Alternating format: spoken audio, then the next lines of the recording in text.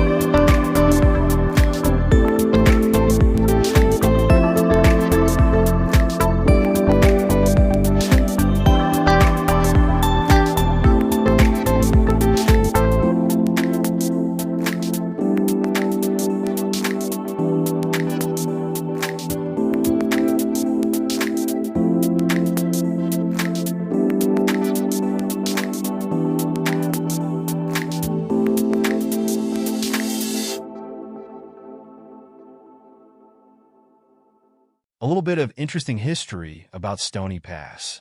The first wagons crossed Stony Pass in 1872, moving mining equipment from Santa Fe into the San Juans Mountains. By 1875, stagecoaches and wagons could use Stony Pass, but they had to be tied to trees and lowered down the steep sections on the north side of the pass. Over the years, work continued the trail to make it easier to navigate for a wagon. In the 1880s, the first stage stop was developed on this pass at Antelope Springs. Stagecoaches left Antelope Springs on Monday, Wednesday, and Friday, arriving in Silverton the next day. There was also a freight station in this area that would transfer freight from wagons onto mules to move the freight over Stony Pass. It is estimated that transferred around 500,000 pounds of freight per year.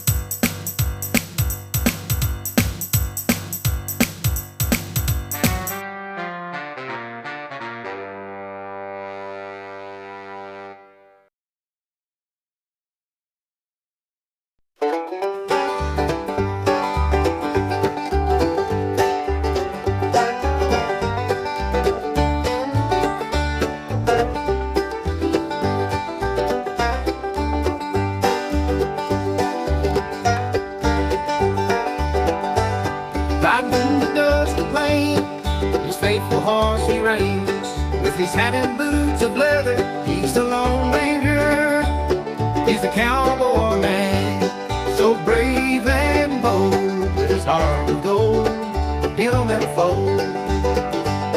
He roams wild with a six-shooter by his side, the cowboy man who never hides. With his lasso he'll round him up, no town and G can't disrupt from sunrise until the moon's high. He'll keep on riding, never asking why. He's the cowboy man who never hides. With his lasso he'll round him up, no town and G can't disrupt from sunrise until the moon's high. In the heat of the sun or the cold of the night, he'll keep on going, never losing sight. His duty to protect and serve the cowboy man. He's got the nerve, he's the cowboy man, so brave and bold, his heart of gold, he'll never fold. He roams the wild with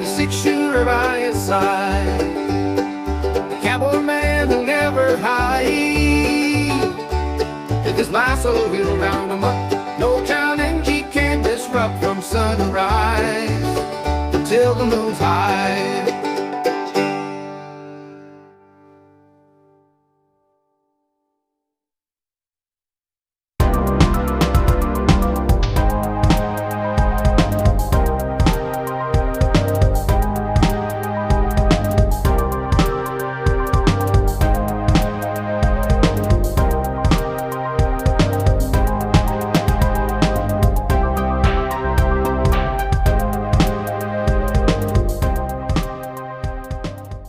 After you pass over Stony Pass, you begin going down in elevation, and you pass through huge, beautiful meadow after meadow with jeeps and campers scattered throughout. As we continue down the pass, I also experienced something I had read about online, but have never experienced in real life.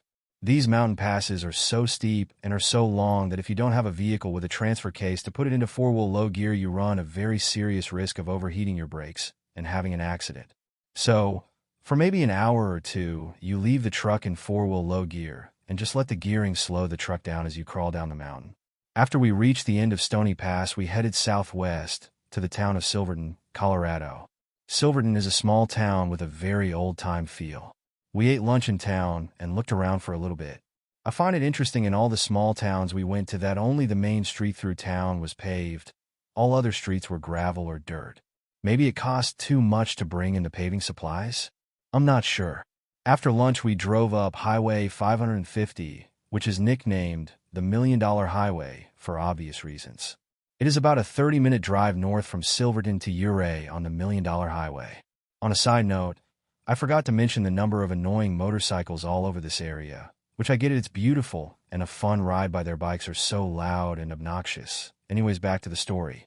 As we continue the $1 Million Highway, it was funny because leaving Silverton, the scenery is very nice, but it's kind of meh compared to what we saw on Stony Pass. But once you get halfway along the highway, your jaw drops, and you realize where it gets its name from. It is absolutely beautiful and breathtaking rock formations, and the road literally has a 500-foot drop with no shoulder.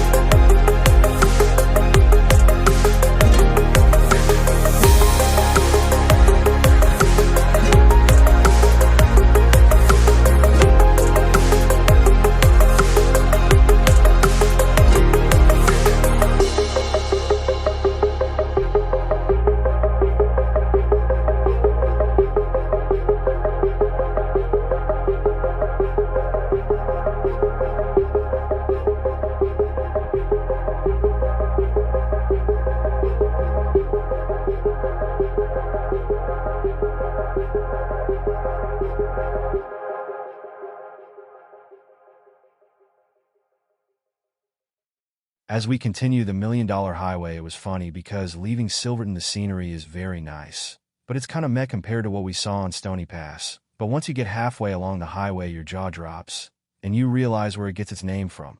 It is absolutely beautiful and breathtaking rock formations, and the road literally has a 500-foot drop with no shoulder. We continued up the $1 Million Highway to the town of Ouray, but it was taken over by Harley riders, so we turned around and headed back south to the trailhead for Corkscrew Pass, Hurricane Pass, and California Pass. A little historical side note. The town of Ouray was named after Chief Ouray of the Ute tribe. You turn off the highway at a place called Ironton, which used to be an old mining town. Once off the highway, it doesn't take long until you are climbing some very steep and corkscrew-like trails. Lucky most of the Corkscrew Trail was dirt that had a dozer ran over it to smooth it out. One interesting side note is the trail etiquette is that the vehicle going up the hill has the right of way. 99% of these trails are one-lane trails, so you can imagine with a full-size truck I had a few interesting situations with having to pass an oncoming Jeep. I say all this because Corkscrew was a very narrow, steep, and windy trail, and it is also the main trail people return on in the afternoons from running Poughkeepsie Gulch. So needless to say, we ran into many Jeeps and Toyotas coming down the hill, but every one of them found a way to let us squeeze by and continue on to the top of the mountain pass.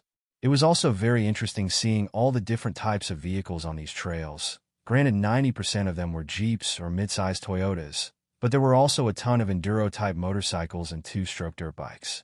We also saw some side-by-sides, but not as many as I would have thought.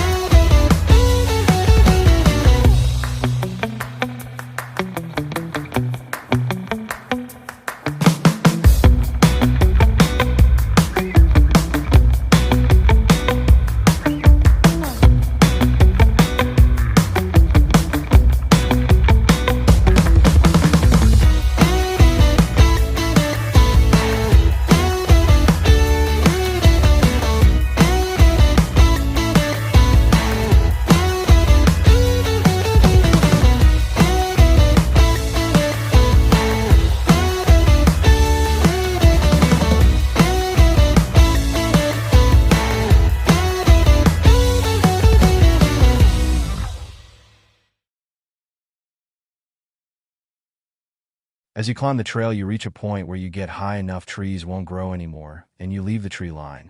This is really a cool spot because once you get above the tree line, it's almost like you're on another planet. There is green vegetation in the tundra, but it really is just a lot of rocks and dust everywhere. Speaking of dust, I don't think I would have survived this trip on a side-by-side because the dust was everywhere, and you just couldn't escape it. And I get it because these trails see thousands and thousands of travelers every year, but when my engine fan would kick on to cool my engine, it would throw up enough dust. I would have to roll up my passenger side window to keep from covering my truck with dust. As you travel across Corkscrew and Hurricane Pass, you see these beautiful mountains that are called the Red Mountains, and they almost look out of place due to their color. The reddish color is due to iron on these mountains, and they have a very distinct look to them. Another interesting thing is the weather. As you climb higher and higher, you can see all the clouds, and you can see the shadows the clouds are casting on the ground below them. You can also see the thunderstorms coming in and the rain falling in different areas at lower elevations. On the final ascent to the peak of the mountain pass, it was always very steep, like put you in the back of your seat, and having to use the grab handle to pull yourself up steep, and there were always switchbacks on the trail that lucky, I only had to do a few three-point turns on to navigate up. Once you reach the mountain, passes peak, and you get up to the top, there is absolutely no telling what the weather is going to be like on the other side, only 50 yards or so away. Each peak we summit had different weather. Some had sunshine, some had rain and wind, and California had probably 60 miles per hour wind with snow falling with a temperature drop of probably 40 degrees. Luckily, we never get stuck directly in a thunderstorm because I have read and seen where the lightning from these storms at 13,000 foot is a very real and dangerous situation that you need to immediately move to lower elevation. After we finished crossing the mountain passes, we ended up at the beginning of the Animas Forks Trail and in the Animas Forks ghost town. It was getting later in the day, and we needed to find a place to camp for the evening ASAP. Obviously, I wanted to find a camp spot with a breathtaking view of the Rockies, but as we drove down the trail, each dispersed camping spot we would come to was full, and I was beginning to get a bit worried about even being able to find a spot to camp. I was reviewing the map, and I saw a dispersed camp spot marked at the end of the Placer Gulch Trail. Thinking it was our last chance to find somewhere before sunset, we headed that way. To reach this spot, you had to drove straight up the side of the mountain on a shelf road with very loose gravel for probably half a mile. The entire time we were climbing this road, I'm just praying no one is coming down this trail because there is absolutely nowhere to pull over to let them pass. Finally, we make it to the top and low, and behold, the camp spot is empty. We set up camp for the night, and I fry up some pork loin in a cast iron skillet and cook some mashed potatoes. We tried to start a fire, but it had just rained, and everything was soaked, so we gave up and went to bed early that night. The next morning, I woke up to a very cold mountain breeze and to a tent covered in frost. The frost isn't a big deal until you realize that you have to fold the tent up, and in doing so you have to touch and handle the frosty tent rain fly as you fold it up. But I got it folded up, and we got camp broke down pretty quickly because we were so cold. As I started my truck, the outside temp was 31 degrees, and my windshield was so frosty, I had to let my truck warm up to defrost it before I could leave.